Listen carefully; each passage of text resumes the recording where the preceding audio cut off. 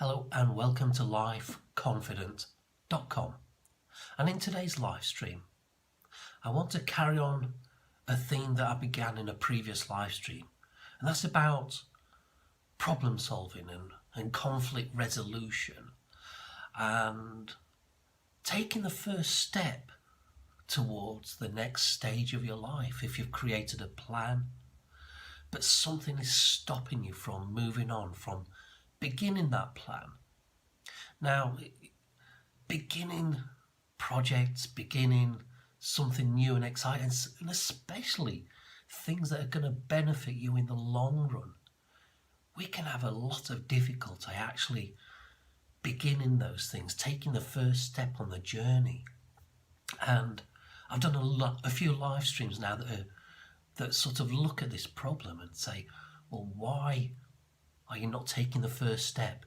We did the North Star Dream Mapper and we went through it and we looked at how to map out a plan, how to first create your vision of where you want to go in life, maybe 3 or 5 years from now. And then we went through a process of backwards steps, taking you back to the present, and each step defined one chunk of the journey, one thing you needed to do before you could do the next step, and then the next step, and each one would feed into the next until you actually reached your destination. But the whole strategy ended with a question: what's stopping you from taking the first step?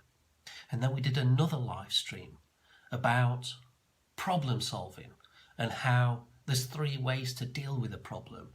You can either learn to live with it, you can try and change it.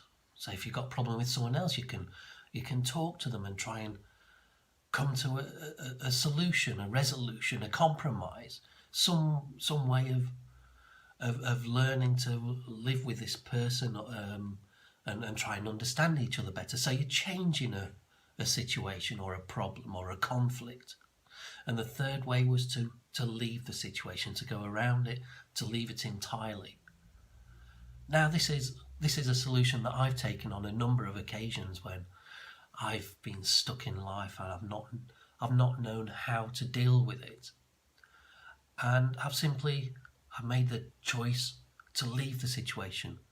Now this may be the most extreme way of resolving a problem there is. Because on one level, you are solving the problem because you're leaving it behind. It's not healthy, it's not good for you. But on another level, what's creating that problem in the first place, you may be leaving that particular situation, but you're taking that other level of the problem with you. So you may be resolving that situation, but the underlying cause that created the situation in the first place, you're taking it with you. I'll give you an example. I've done a number of jobs over the years. Most of them I've not liked. I've really not enjoyed it, and it's really terrible when you have it. I mean, we're talking relative here, and it's nice to actually have a job and to have income. So I acknowledge that. But what if the job is really something you don't like doing and it weighs heavy on you day in, day out, but you've got to get up at 7 a.m. or 6 a.m. every day, 5, 6, 7 days a week, rain or shine, and you've got to get ready, you've got to get to that job for 8 a.m. in the morning, and it's a job you really don't like, but you've got to do it to pay your bills. Now that might be okay in the short term, but when you're doing it year after year, it weighs down and it grinds you down, and it takes the shine off life. It drains the purpose out of you, and eventually you just lose the will, the belief in yourself, and it just takes the joy out of your life. It sucks you dry eventually if you don't address it, if you don't do something about it. What specifically didn't I like about the job? Well, I knew it wasn't in line with my purpose in life, my capabilities, my ability to do something bigger. I had a belief in myself that I was destined for something much bigger than the jobs I was actually doing. And that fed through into the way I interacted with colleagues on some level. Not that I recognised it at the time, but it fed into my attitude. And the work I was doing itself seemed very menial to me and repetitive. And I'm sure if you're in a job that's like that, you perhaps feel the same way yourself. I don't know, everybody is different on this. You might be happy with your job, you might like the security, but you might like to go a level higher and get that internal satisfaction that you're doing something that matters, that fulfills you in some way. My jobs were not fulfilling me, but I didn't have a good ability, a good skill set to get along with people and to interact well with them and to make connections that would lead to promotions and a better position within those companies that I worked. And so I stayed at that one level that I entered the company, and I knew I had no real prospects or even desire, to be honest, to advance within those companies. So ultimately my solution was not, in the beginning I learned to live with it, but I couldn't change the situation. So ultimately I left the situation, and I moved on to other jobs.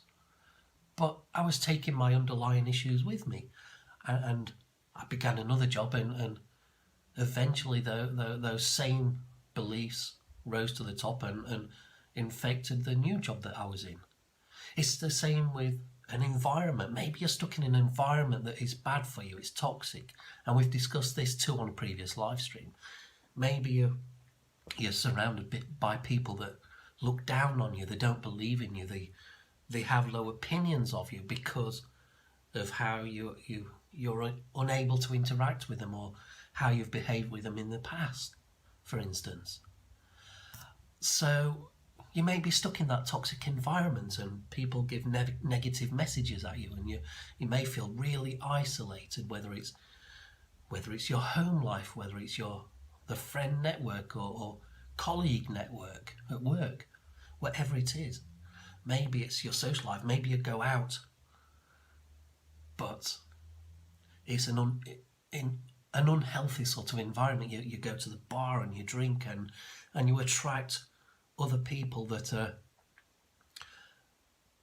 in that low place in their life as well. Maybe you attract people that do drugs, and then you get involved. You've got involved with people who do drugs, and now you're in that sort of network of people, and it's pulling you down, and you don't know how to resolve this situation and life position that you've got yourself into.